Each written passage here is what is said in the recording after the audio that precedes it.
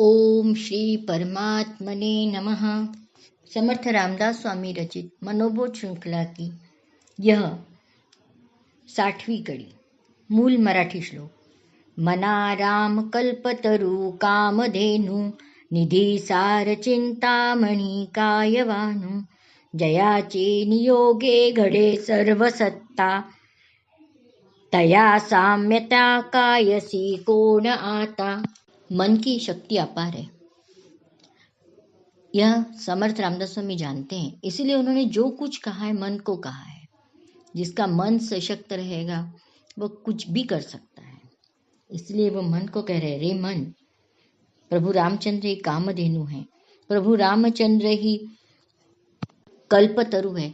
मन की सभी इच्छा पूर्ण करने वाले चिंतामणि भी प्रभु रामचंद्र ही है। उन्हीं की सत्ता से संपूर्ण सृष्टि का संचालन होता है। उनकी तुलना किसी से कोई क्या कर सकता है।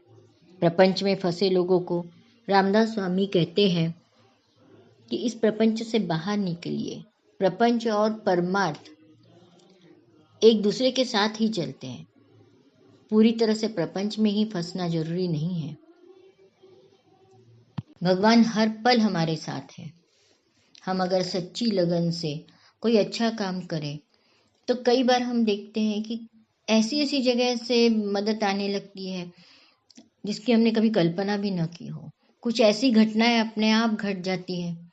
कोई अचानक अपनी ऐसी जगह पर मिल जाता है कि जिसे कभी सोचा ही ना होगा कि यह व्यक्ति हमारे इतने काम कर सकता है। इन सब चीज़ों का मैंने कई बार अनुभव लिया है।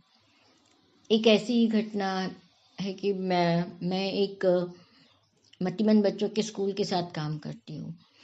स्कूल में जो बच्चे आते हैं, स्कूल थोड़ा शहर से दूर है, तो हमेशा ऐसे मन में लगता था कि अचानक किसी बच्चे को कुछ तकलीफ हुई, बीमार हुआ, कुछ एक्सीडेंट हुआ, तो आसपास में कोई डॉक्टर चाहिए जो सेवा भाव से तुरंत आकर इनके लिए कुछ कर सके। ये बात हमेशा दिमाग में रहती थी।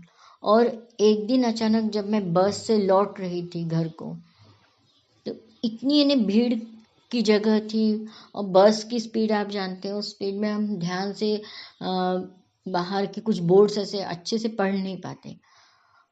पर मेरा ध्यान बराबर एक डॉक्टर की बोर्ड पर गया और मुझे लगा कि ये नाम कुछ पहचाना सा है। और वो नाम मैंने याद रखा और घर में आके अपनी डायरी देखी कि अपनी डायरी में ये नाम लिखा हुआ है क्या, किसका है ये, इसका फ़ोन नंबर मिल जाएगा क्या, कौन डॉक्टर है ये। मैंने आकर अपनी डायरी में पाया कि वो नंबर मेरी डायरी में सेव है।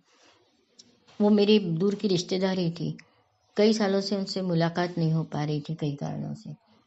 मैंने उन्हें तुरंत फ़ोन किया और बताया कि ऐसे आपके हॉस्पिटल के पास में ही एक स्कूल है वगैरह। वो तुरंत तैयार हो गए। उन्होंने कहा, हम तो हमेशा से ही चाहते हैं, इस तरह की सेवा हम हमेशा से करते रहते हैं, हमारे हाथ से कुछ अच्छा काम हो, आप जब भी बुलाओगे हम ज़रूर वहाँ आएंगे। नासिक में विद्याताई फड़के इन बच्चों के लिए एक हॉस्टल चलाती है। वहाँ मैंने कुछ दिन जाके वहाँ का काम देखा था। तो कितने ही लोग वहाँ पर, कोई अपने घर किसी का सब्जी का, अगर खेत है, खेत में सब्जियाँ आती हैं, अपनी सब्जियाँ ला के दे रहे हैं। कोई किसान है तो चावल आटे की बोरियां ला के दे रहे हैं। बिना मांगे लोग हर तरह से मदद वहाँ करते थे। कहने का मतलब ये है कि सच में अच्छी लगन से कोई अच्छा काम हम करें तो भगवान किसी न किसी रूप में मदद भेजता है। ये सब भगवान के ही तो रूप हैं। कोई सब्जी ला रहा है, कोई तेल ला रहा है।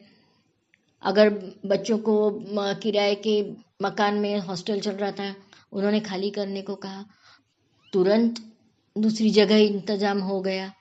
आजकल कहीं जगह मिलना कितनी कठिन बात है, पर ऐसे कई लोग हैं जो नेक कार्य के लिए हर तरह से मदद करते हैं। और ये कौन है? अप्रत्यक्ष रूप में भगवान ही तो है। सदिच्छाएं हमेशा हमारे साथ साथ दूसरों के विकास में भी सहायक होती है। दूसरों की सहायता करते करते हम भी समृद्ध होते जाते हैं। इसीलिए चलिए आज से कोशिश करते हैं कि किसी कल्प वृक्ष, चिंतामणि, किसी कामधेनु, इसके बारे में न सोचे कि कोई कामधेनु आएगा, कोई चिंतामणि हमारी इच्छाएं पूरी करेगा। हम किसी के लिए चिंतामणि बनने की कोशिश करें, हम किसी के लिए कामधेनु होने का विचार करें। जय जय रघुवीर समर्थ।